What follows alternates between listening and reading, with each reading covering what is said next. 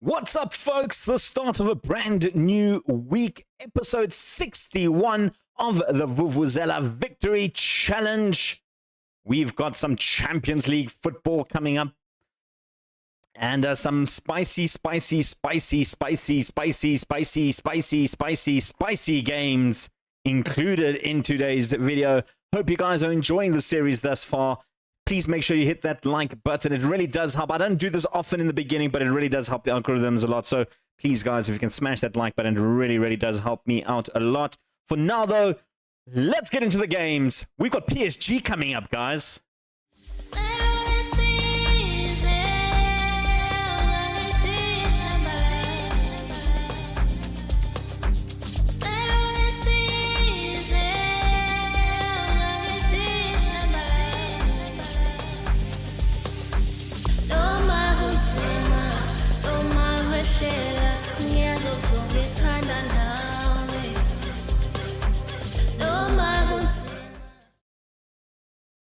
Welcome back, folks. It's the Stadio do Dragão in Portugal. That's right, we're back. And we've got some Champions League football coming up. I did want to start on this page. I wanted to just talk about our little hot prospect here. I didn't notice him when I first sort of signed in, but 16-year-old Iranian center attacking midfielder. He looks like he is going to be absolutely fantastic little player. This guy is not developing great at the moment. Everything's a little bit low. But Hesemi over here, I think, is probably the future in terms of that position. So I just wanted to bring that, guys, to that attention. We're going to talk a little bit about the squad. There is some transfer news we need to speak about. Edmilson is out on loan. He did reject these 4 contracts. We will talk about that in a second. Can have a look here. Edmilson there went to Luzerne on a loan. We're getting 375,000 a week in total from him, which is amazing. 42,000 a week. Perone, another player that has gone on loan with 19,000 for the total fee, 2,700 per week. Rosado and Losa all going on loan. These are young players, 22-year-olds that are playing the B team. Nothing great. Big signing though, Mies Hilgers has left the building. He's gone off to PSG. 31 years old. We got 9.25 million for him. He was valued at about 25. I just feel at 31, I probably wasn't going to get that fee, considering that I'm not going to play him that much. And then a huge signing, one that I didn't really want to do, but because of the financial situation that we're currently in, I felt like it was one that we needed to do. And that is Jose Cruz. This guy is absolutely insanely good. 35 million is what Newcastle have spent on him. And you know what?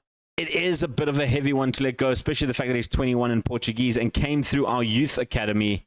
Unfortunately, I just couldn't say no to that kind of money, especially in the situation that we were in.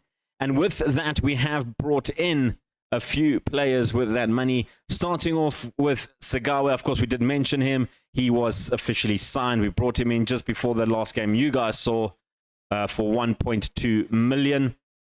On top of that, though, we have brought 3 more players. First being Mateus Moya from Real Madrid, 30 million pounds. Him, fantastic player, has scored a goal already on his debut. Played him as a regista, as a substitute. Came in and scored a goal. We'll talk about all the results, but he looks like an absolute monster when it comes to the midfield. And he can play in the defense as a defensive midfielder or regista pretty well, actually. I guess his worst attribute at regista is probably his dribbling at 11 and his off-the-ball movement of 10. And when it comes to defensive midfielding, his worst sort of attribute that he has is his concentration at 11. These are things we can fix. And at 22 years old, I think he can develop even more. Has 2 caps for Spain as well. We then also brought in 2 centre-backs. We'll talk about this one first. Cho Du Yong from Southampton. Brought in for 18 million. Very good centre-back in terms of just a backup option. The fact that we only had 3 defenders, centre-backs at the time. It was Orestes, Carmo, and Camara. Of course, we sold Hilgers. kind of needed a backup player. I found him, made an offer, he accepted very quickly, very good on his left foot. And then we also brought in another centre-back, one that I'm a little bit more excited about, 13.25 million, Julio Cesar, a Brazilian right-footed defender, probably our second best defender, just behind Orestes, the other Brazilian. He's fantastic. Has played one game for us. The 2 assists came from when he was playing in Brazil. 7 rating. He started off the game. Cho did come off the bench in that game and picked up a 660 just to give him some, a little bit more leeway. Other signings we want to talk about, I'm going to talk about them on this page. Lucas Gorodiath at 58 million is finally coming right. 4 played, 1 assist. 6 played, 4 goals, 1 assist. He is now starting to get that 58 million pound return. The same with Victor Eletu. He's only got the 1 assist though at Register. And maybe at the price we paid for him, the fact that Moya looks more and more like a bargain at 30 million than 34 million. And then Reza, we're going to talk about him. He is developing quite well at Thun. Already had 4 games at 17 years old. 1 goal to his name there. Lucas Mash. What a player. 6 assists, 2 goals, 8 goal contributions in 6 games, 7.73 rating. His pro is that he's a world-class player. This man is probably the future of Porto, and I'm not even exaggerating. He is the future of Porto. The left winger is absolutely insanely good. I have not seen... I've been playing FM Manager for a very, very long time. Granted, I've only been, obviously, doing the YouTube stuff for this year, but this man, my word, this man, other than his passing, which we're obviously working on, it's just, look at these physicals, just beautiful. Just this man, is a determination of 20. He's got a media personality of determined. He is just so good that I'm excited to see him. I really am excited to see how he performs. In terms of today, though, we do have Champions League games, and we'll get to those. We are taking on Inter Milan in our first game in the Champions League. It is away at Inter, and our second game is away at PSG. That's right. Those are the 2 games we are showing. We're going to skip some of those other games. We will talk about the other Champions League games in a second. Let me sort out the filter quickly. We can just put UEFA Champions League. And you can have a look here. These are the teams that we're taking on. We're going to take on Real Sociedad in October, PSV and Fiorentina in November, Real Madrid in December, and then in January, we got Chelsea and FC Copenhagen. Not an easy draw. I think out of these fixtures, these 8 games, I think about 5 of them are going to be extremely difficult and extremely tricky. Inter, PSG, Real Madrid, Chelsea. And I'm putting Fiorentina up there because I think they could be a little bit of a dark horse situation. Copenhagen away is also very, very tricky. But I'm hoping by the time we get to there, we kind of wrapped up where we're going to sort of feature. And then we did get a notification. The features aren't up, but we will be playing in the FIFA Club World Cup as well this season. We just haven't had the fixtures come through yet on that one. I'm expecting it to be around December time, which could cause a huge congestion problem. I think it comes at December or January, around there. I'm hoping it comes towards the end of the season. I'm not 100% sure on when it starts. We can actually just check it. FIFA, not if I spell it correct, Club World Cup. Should come up there. When does this commence? June. Okay, it's in May and June. Okay. Nice. This is the new fixture list, so it's the one that's all changed up and everything. So nice that we're going to be playing this one. It's going to be in South Korea this year, so that's where we're heading. Maybe we'll see if we get far in that tournament. That's still very, very long term away. Like I said, today's Inter and PSG. We can talk about how we've progressed through the season after the Braga 2-1 win. We've been on impeccably amazing form. We've managed to score 16 goals and conceded just 2 in those games. First off, we beat by Boa Vista, who are considered title challengers, by the way, 6-1. Nunes picked up a brace. Herman Figueroa picked up a brace. Emiga picked up a penalty goal. And Lucas Duath scored a goal in that one. Absolutely fantastic. We then went away to Guimarães. We beat them 6-0 after they got a player sent off. I think we were already 4-0 up, I think, at the time. Gunnar Duath picked up a hat-trick for his worth. Barco picks up another goal. Mash gets his first goal of the season that was there. And Almeida picked up his first goal of the season as well. And in the most recent game against Gil Vicente, beating them 4-1, Orestes, Marsh, Barco with a penalty, and Moya picking up his debut goal. We did concede a goal thanks to Rowan Wilson's 77th minute, but it didn't make much of a difference. This game was pretty much wrapped up in the 25th minute. I made a whole host of substitutions at halftime, and just to rest some players for the Inter game. In terms of the Inter Milan game, this is the first team that I've decided to start with. We're going to go with Meisler in goals as always. Nunes on the right, Barco on the left. Julio Cesar and Orestes will be the two centre-backs. They are going to get that Brazilian flair going in the centre-backs. Eletu and Gunnar Duath will be in the midfield. Mash on the left. He's not 100% fit for this game, but I am going to risk him for this game. Domini in the centre with Almeida on the right. Figueira has been a little bit quiet in terms of goal scoring lately. I think he's just scored last time was against in the 6-1 win over Boavista. So that's 3 games where he's been super quiet. Not great, unfortunately. I can't say the same for Lisboa, though. He's also been very... I wanted to say he's on good form, but he's definitely not. In fairness to him, the 3 games he has come on in the last 20-odd minutes, so not much to do there. Cruz, Gonzalez, and Matos all played in a Champions League youth game for some reason. Forgot to change that. And Perez picked up an injury, and he's out for 2 to 3 weeks. Silva almost back after 9 more days. The likes of Moya and Cho Du-Yong on the bench today. Moya making a statement, scoring that goal, but I feel like I'm going to go with Victor for a few more games. Give him some game time in that Regista role. If he can't improve, Moya is looking likely to step up in that role of Regista and take over from Victor's side. We do also have Neto, who can definitely fill in that Regista role very comfortably. Very good defensive midfielder in his own right. Time to get to the game. We're going to the San Siro in Italy. It's our first Champions League game officially as a manager. I am absolutely buzzing for this one. We're taking on Inter Milan, an Inter Milan that has the likes of Junior Krupi, who is a very good player, Julian Alvarez there, Amadou Onana is also there, Ducarte is there, Bastogne. This is a very good team. It really is. It's going to be a tough one.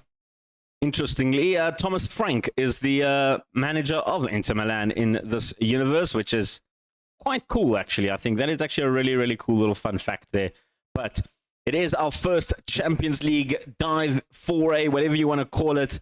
And it is something that we are going to try and get into the top 8 in this new league phase. I kind of don't want to play that extra 2 games in the terms of knockout, but considering the teams that we have to face, might not that be that easy. In terms of just quickly looking at the scores here, Real Madrid are already 4-0 up against Bayern Munich. And we got to play Real Madrid. That's going to be interesting. We've got the ball here, though, with Orestes looking for options. Finds his countryman in Julio Cesar. Cuts inside nicely there, but a poor pass gives Inter Milan a breakaway. Kupri is onside. Came on from his own half. And in the end, he couldn't get that shot on target. Like I was saying, Real Madrid, Tel has scored a hat-trick in 38 minutes. Rodrigo with 1, Kelman with 2 there. 6-0 up for Real Madrid. What is happening at Bayern Munich? But we've got a header. Herman Figueroa. I spoke about how he hasn't scored in 2 games. Jumps up with the header at the back post. Surprised the likes of Orestes and Julio Cesar weren't there. They are both big, meaty boys. But Figueroa jumps above everybody else. And we've got our first goal in Europe this season. Our first attempt at getting through the league phase. Half-time, we're 1-0 up. Going to praise the players. They've been doing absolutely fantastic. Porto have yet to have a shot on target. They do have a throw-in here. They had the breakaway, which Krupi did not finish well.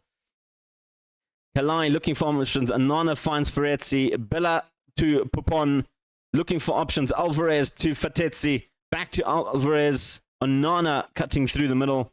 They're pushing very, very forward. Alvarez on the wing can cut inside. Julio Cesar is there to clean up the pieces. Barco finds Mash, who can cut inside. Not a great pass from him. Similar to that of Julio Cesar earlier. Kupi, though, is through this time. And Meisler gets the save in there.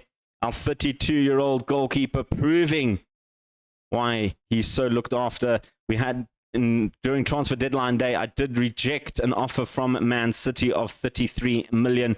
Just, there was no someone else in the market for me to replace him with, and there was not enough time for me to replace him. So there was no way I was going to sell him on deadline day if I didn't have a replacement lined up. And to be honest, there isn't really anyone available, especially with the funds that we have, that wants to come to the squad to do that. Mash is coming off. They'll bring in Imega on the left-hand side. Elsewhere, Almeida not having the best of game. Terekos can come on there. Letu Duath not having the great game. Moya can come on for him. And then Nunes looking very tired. We'll bring on Marcio on that right-hand side. Nunes, I didn't speak much of him earlier, but he has actually been quite instrumental on that right-hand side. Loves to bomb forward, more so than Marcio. Marcio tends to hold back a little bit. Yeah, Real Madrid's 8-0 up, guys, against Bayern Munich. I'm going to double check on that. I think Bayern Munich must have had a red card early on, or maybe even no goalkeeper. I don't know. Kupi with the shot, though. Inter Milan have pulled one back, but was that offside? I think he was onside, though. I don't think he was offside. I don't think anyone was offside. I'm not sure why they called it back for VAR there. That was very interesting. Barco picks up, try to pick up Domini. Alessi got there. Kupi cut inside, and that was a good little finish. He did run in from an offside position initially, but I think he had already passed the defender when the pass was made. Yeah, Barco was playing him onside on the far side. 1-1 at the moment. Maybe those subs weren't the best or most... We don't really have a lot of depth in quality players. A lot of the guys that we will probably use in depth are guys that we still sort of teaching them how to play in those specific positions, the likes of Imega and Terekos on the right-hand side. Moya looking for options now. Moya picks up Barco. Back to Moya. Imega cuts inside beautifully. Figueroa. And he was offside. No, it's a corner. He wasn't offside. I thought he was offside, but maybe another chance for Figueroa to get the head in on that back post. Maybe Orestes in the front post. That was a super terrible penalty there. A free kick there from... Corner kick. What am I even saying? I'm just making up words now. That was bad. That was so bad to see. But disappointed, though, that we picked up a draw. I was hoping for a little bit more, but we did play well. Inter Milan came back in the second half. Not a bad result, considering that they are one of the 5 teams that I've said are going to be tricky fixtures. Real Madrid just blitzed Bayern Munich 8-0. What is going on? Well, Pochettino is their manager. That's the first problem. Peretz, I mean, he's a very good goalkeeper. I don't see it. Did Ernst play? Ernst is also he's one of the youngsters that I've been, well, say youngsters, 29, that I was potentially looking at. That was just shock. 8-0, guys. That is, how do you even lose 8-0? I mean, that doesn't bode well for me, does it? That they lost 8-0, because I've got to play them in about a few months' time. Anyway, we've got our second game, another away game, this time to PSG. Just a matter of, who's that? Estoril Praia in between, sitting 11th place in the Portuguese league. Currently, guys, I didn't mention it, we are sitting on top of the table. Benfica did drop a point to Nacional de Madeira. They picked up a draw. We are still undefeated, 6-6 from us. I'm hoping to keep it undefeated when we come back for the PSG game. Ladies and gents, we're back for the PSG game. Of course, we did have the midweek game. Well, I say midweek, it was actually on the Saturday. This is the midweek game. We beat Estoril Praia 3-1. Lisboa and Neto picking up some goals there. Very rotated squad here. I don't know if you can see it behind my head, but literally everyone except Meisler and Almeida from the first team played, which means we've done a full rotation for the PSG game. Huge game. Meisler in goals, Nunes on the right, Orestes and Julio Cesar continue in the middle of the defense. Barco on the left, Gurna Duath Continuing the centre mid with Victor Eletu as the regista. Almeida, Domini, Marsh, and Figueira all playing on the bench. There might be a debut for young Romu Silvia. Has played a little bit for Preston, played for Porto B, never played for the first team in Porto. I'm excited to see how this kid develops. Of course, the only problem is he's competing against Lucas Mash, so chances of him playing much at the moment is not really that good. I did actually notice earlier that he can also play in his DM as a regista. He's actually not that bad in terms of being a good regista, so maybe a third option if we do need to be there. But, I mean, if we are playing him at regista, that means we've got a lot of problems at regista. Chelsea have entered the fray to try and make an offer for our goalkeeper. Chelsea currently first in the Premier League. They've got Julian Restis in their goals. I'm not sure why they're after my goalkeeper. They don't actually have, well, I realize now they don't have a backup goalkeeper. That's why they're looking for our goalkeeper. I think January might be a little bit of a slog to try and keep him around. We do have Sagawa, who is a good goalkeeper on paper, but he is injury prone. He doesn't like a competitive streak. It's going to be a difficult replacement to make him first choice, I think. Also the likes of Fabio Cruz, who is probably not as good as Sagawa, so I don't really see him participating. So if in January he does leave, we'll have to definitely replace him. That's for another day, though. Right now, we're taking on PSG. We're going to the Stade de France in Paris. Stade de Paris. I think it's called Stade de Paris, isn't it? What's it called? Parc des Princes. That's what it is. I got some of the right words right, I think. Of course, the PSG team that still has Donnarumma, Hakimi, Quior is there, Ugarte is there, Sarr is there, João Neves is there, Kylian Mbappe is still there, Giancarlo Ramos is still there. Of course, we did beat them in preseason 3-2, but that was a much different looking PSG team that it's facing here. Big game, huge game. Our second game in the Champions League. Let's go to the kickoff. We back in around the 11th minute. First time there's a highlight in the 11th minute. Both teams have been pretty much locked in the midfield by the looks of it. Victor now pulling through. Barco finds Figueira. He's through. First time, first opportunity, first goal. First blood to FC Porto. That's how you do it. A packed stadium here in Paris. A good little ball all the way from the defense to Caesar, to Victor, our captain for the day. Barco to Figueira. And a beautiful little finish there. Of course, Victor is the vice captain for the team. Of course, Carmo is the main captain, but he doesn't feature much at all. So Victor pretty much has been captaining the squad for most of these games, actually. In fact, all the games. I think Carmo only played last game. Was the first time he actually played. Gurna Duath looking for options. Victor goes for the long-range effort. What a goal! What a fantastic goal from Victor Eletu. That is amazing. Wow. Your first goal in Porto colors, and you do that with the captain's armband. Look at that. That is a thing of beauty. Chef kiss good beauty.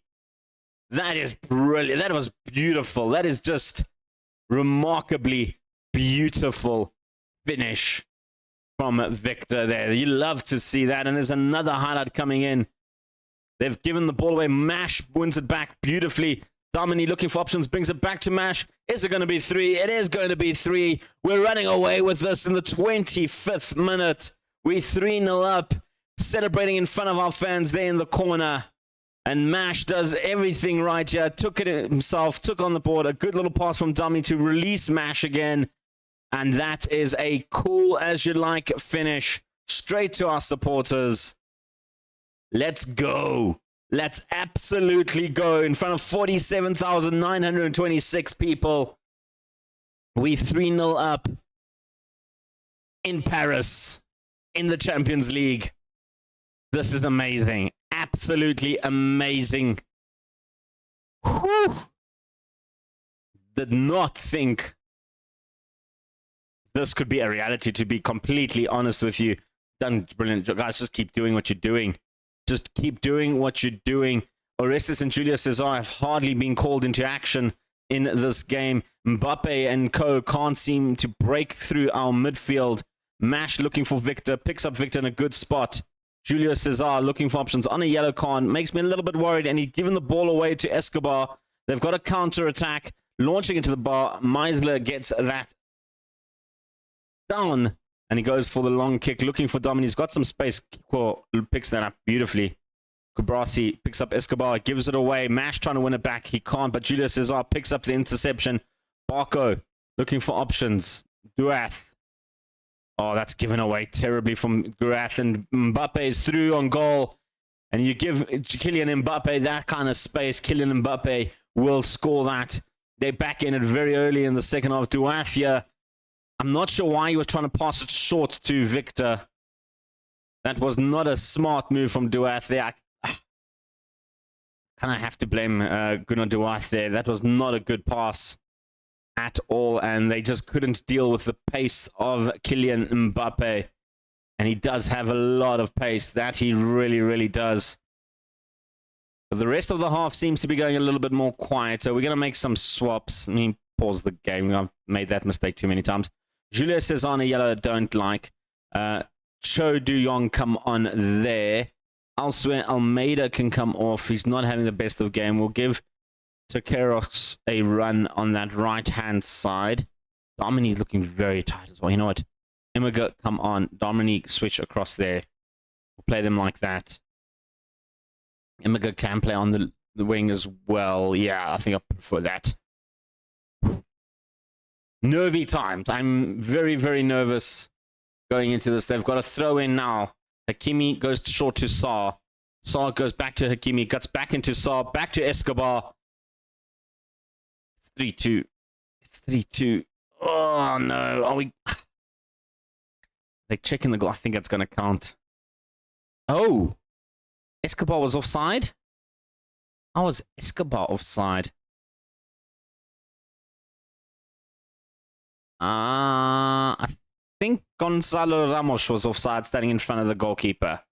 They're playing with two Mazzalas in Saar and Neves. That is crazy. Donnarumma now way out of his box. Taking his time, finding Ugarte in a good position. Ugarte, though, gives it away. Immiga. Donnarumma's back in his goal, though. He should have hit that one time. Donnarumma was still running back to his goals. That could have been 4. Terekos with the corner. Looking to the back post. Can't get over the first defender. And that'll be the end of that. We do have a throw in here with Barco. Barco takes it back from Terekos. Back to Terekos. He cuts inside. Takes the shot. Hits the woodwork. And that is going to be another throw in. That is 2 very good chances we've had now to try and make it 4-1. PSG are looking to try and capitalize on us not finishing with Escobar, who has put the ball in the net already, albeit offside. And Saar shot easily parried away by the goalie. Mbappe with the corner now to the near post. Ramos was there just over the top, and we can take a sigh of relief there a little bit. Gonna make on another swap. Gunnar Duath not having the best of game, but Victor looking very, very tired. We'll bring on Mateus Moya for that one. Just looking extremely tired. Barco also looking very, very tired. Carmo can play on the left-hand side, so I'll bring him on the left because he is looking a little bit tired. Mash, do we have another sub? We don't have another sub. I thought it might be an opportunity for Silva to have his debut, but we don't have another sub. Carmo coming on the left there to replace Barco for the last 10 minutes or so. And Moya coming in at the register role. We've got the goal kick. Meisler going long, very long, looking for one of our guys. Can't pick up one of the guys. Saar now on the counter. Moya gets in a good tackle and stops the attack temporarily, though. Saar is now through past Moya this time. Cuts inside. Goncalo skips it. Kylian Mbappe is there again, but it is going to be a goal. Yep, it is going to be a goal. Thought there might have been a foul or something in the box, but no. Nervy 8 minutes. A very nervy 8 minutes indeed. Mbappe with his second of the game. And just to keep Kylian quiet is just a mission on its own. They've brought on their wonder kid and Eric, pushing Mbappe up front now. Corner comes in. Ugarte with the goal. 3-3. We've bottled it. We bottled a 3-0 lead at halftime. I mean, that is just absolutely poor. I'm gutted at that. That is, we had a golden opportunity. No, no, no, not like this. Not like this. Come on. Cho, what were you doing? Mbappe with the hat-trick.